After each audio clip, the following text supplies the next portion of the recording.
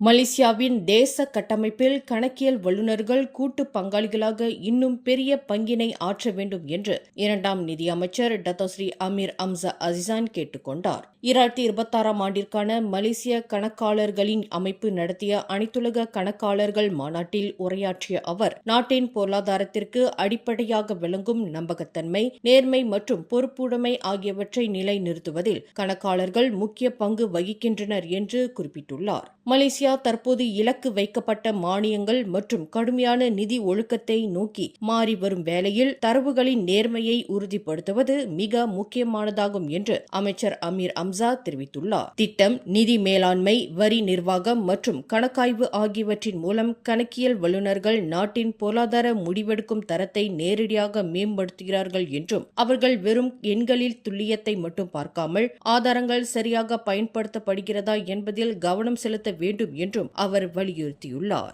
மேலும் செய்திகளை தெரிந்து கொள்ள கீழே இருக்கும் பெல் பட்டனை அழுத்துங்கள்.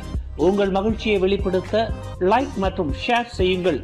தொடர்ந்து திசைகளோடு இணைந்திருக்க சப்ஸ்கிரைப் செய்யுங்கள்.